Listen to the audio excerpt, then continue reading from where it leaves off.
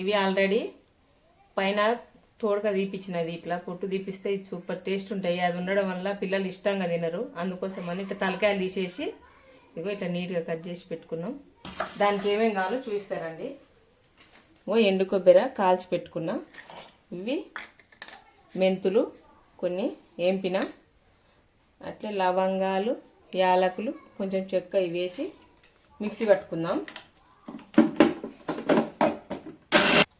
చూడండి, కొబ్బరి ఇట్లా కాల్చి నూరడం వల్ల టేస్ట్ బాగుంటుంది. అట్లా ఇగో కొన్ని బాదాము ఇవి కూడా ఏంపి తీసుకుంటున్నా, చిక్కదనం వస్తుంది. ఇవి జీడిపప్పు, నేను బాదం పప్పు అన్నాను, మర్చిపోయినా కొంచెం. ఇవి ఒకసారి మళ్ళీ మిక్సీ పట్టుకుందాం. సరే, ఇవన్నీ ఇట్లా పట్టుకున్న తర్వాత ఇంకో మనం ఉల్లిగడ్డ కూడా ఇట్లా ఏంపుకోవాలి. కొద్దిగా అంత ఎక్కువ నూనె వేయద్దు, కొంచెం నూనె వేసి బాగా ఫ్రై చేసుకోవాలి. ఇలా చేయడం వల్ల కూర చిక్కదనం వస్తుంది, టేస్ట్ బాగుంటుంది, సూపర్ టేస్ట్ ఉంటుంది. ఒకసారి చేపల కూర కదా, ఇలా ట్రై చేయండి. మళ్ళీ ఒకసారి మిక్సీ పట్టుకుందాం. చూడండి, ఇంకో ఇట్లా ఇవన్నీ కలిపినాం కదా, కొంచెం ఎంత చిక్కదనం రావడం కోసం కొంచెం చింతపండు చారు ఇందులో వేసుకుందాం, కొంచెమేమో కూరలో వేసుకుందాం. ఎంత గ్రేవీ లాగా కావాలి కదా, అందుకోసమని కొంచెం చింతపండు చారు వేస్తాం.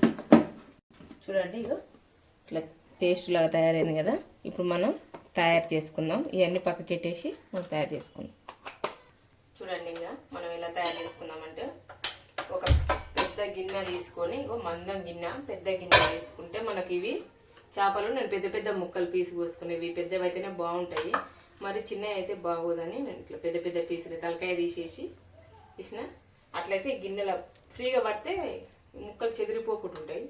అందుకోసమని ఇట్లా పెద్ద గిన్నె పెట్టుకోండి. నూనె కొంచెం ఎక్కువనే పడుతుంది చేపల కూర కనంగా, మటన్ కూర కనంగా. ఓకేనా, ఒక 4 వేసుకున్నా, 4 పావులు పక్కకి పెట్టేసి కొంచెం నూనె హీట్ అయిన తర్వాత చూడండి, నూనె హీట్ అయింది. పచ్చిమిర్చి వేసుకుందాం. పచ్చిమిర్చి వేసుకొని అల్లం వెల్లిగడ్డ వేసుకుందాం. కొంచెం చిన్న వేసుకొని ఈ పచ్చి వాసన పోయేదాకా అల్లం వెల్లిగడ్డ పేస్ట్ కొంచెం ఫ్రై చేసుకుందాం. అట్లా కొంచెం పసుపు వేసుకుందాం. పసుపు వేసుకున్న తర్వాత మళ్ళీ మొత్తం కలుపుకుందాం. అట్లాగే కొంచెం కరివేపాకు, ఫ్రెష్ అంతా టేస్ట్ మాత్రం అదిరిపోతుంది. ఇట్లా ఒకసారి ట్రై చేయండి.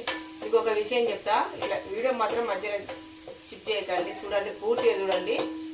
ఓకే, ఈ చిక్కదనం రావాలంటే మీకు ఒకటి చిట్కా చెప్తాను నేను, చూడండి మీరు. ఇదిగో ఇప్పుడు ఇది మొత్తం ఫ్రై అయ్యింది కదా, ఈ పేస్ట్ నూరుకున్నాం కదా, పేస్ట్ మొత్తం వేసేసుకున్నాం. పేస్ట్ వేసి కొంచెం వాటర్ వేద్దాం. చింతపండు వాటర్ ఉంది కదా, అవి వేసేద్దాం.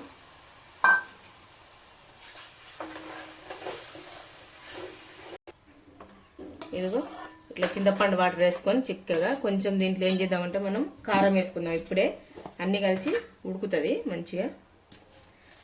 మనం కవుస్తున్నప్పుడు కొంచెం కారం ఎక్కువనే వేయాలి, పులుపు కదా, కొంచెం మరీ పుల్లగా ఉండకుండా కారం వేసేసి, ఎక్కువ ఉండకూడదని, ఎక్కువ ఉండాలని.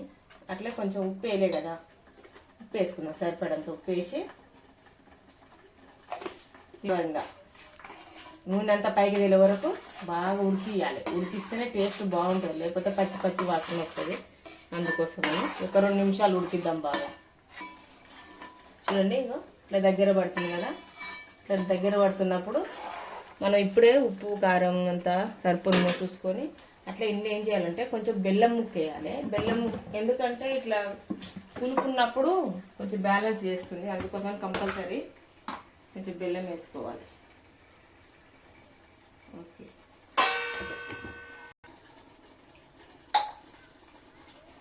చూడండి, మీకు కొంచెం చిక్కదనం వస్తుందని చెప్పిన కదా, దానికోసం ఏం చేయాలంటే ఒక స్పూను శనగపిండి తీసుకొని వాటర్లో బాగా కలపాలి. కలిపి వేసుకున్నాం అనుకో చిక్కదనం వస్తుంది, టేస్ట్ కూడా బాగుంటుంది. ఒకసారి ట్రై చేయండి. ఇట్లా శనగపిండి వేసి బాగుంటుంది, మనకు పలచగా కాకుండా ముక్కలకు మంచిగా పట్టేస్తుంది. అందుకోసమే నేను కలుపుతున్నాను. ఇట్లా కలిపేసుకొని మనం ఫస్ట్ వాటర్లో వేసి పెట్టుకున్నాం.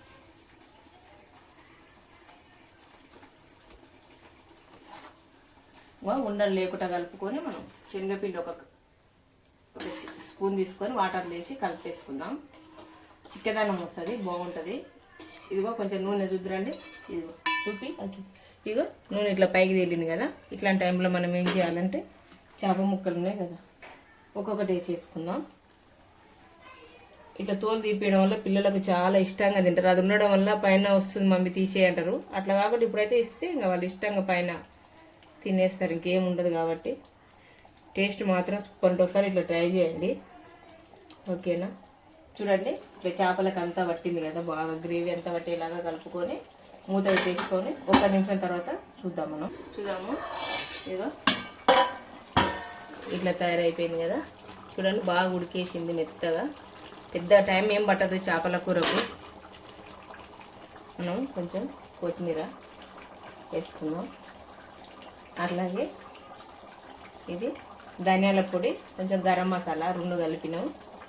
ఇది 1 స్పూను వేసుకొని దీన్ని చెంచుతో కలుపుకుంటా బట్ట తీసుకొని ఇలా అంటే కొంచెం కలిసిపోతుంది. మనం స్పూన్ తీసుకొని కలిపినాం అనుకో మొత్తం చితికిపోతుంది. అందుకోసమని ఇట్లా కలుపుకోండి, కలుస్తుంది. కలవని కాడు ఉంటే కొంచెం ఇట్లా ఒత్తేస్తే సరే, ఓకే. టేస్ట్ మాత్రం సూపర్ ఉంటుంది. ఒకసారి ట్రై చేయండి ఇలా మీరు కూడా. చూడండి ఉడికిపోయింది, ఇంకా నూనె పైకి తేలింది కదా. ఇంకా దించేసుకుందాం, ఫ్రై అయిపోయినట్టే. ఓకేనా, స్టవ్ బంద్ చేసి బట్ట తీసుకొని దించేద్దాం. చూడండి వేడి వేడి చేపల కూర రెడీ అయిపోయింది. చూడండి ఎలా ఉందో, సూపర్ టేస్ట్ ఉంటుంది. ఒకసారి మీరు ఇట్లా ట్రై చేయండి. ఇంకో చిక్కదనం వస్తుంది, నేను చెప్పిన కదా. కొంచెం శనగపిండి వాటర్లో కలిపేసినాం అనుకో ఇట్లా చిక్కదనం వస్తుంది, బాగుంటుంది. ఒకసారి ట్రై చేయండి, ఓకేనా ఫ్రెండ్స్. ఈ చేపల కూర మీకు నచ్చినట్టయితే లైక్ చేయండి, షేర్ చేయండి, కామెంట్ చేయండి, సబ్స్క్రైబ్ చేసుకోవడం మాత్రం మర్చిపోకండి ఫ్రెండ్స్, ప్లీజ్.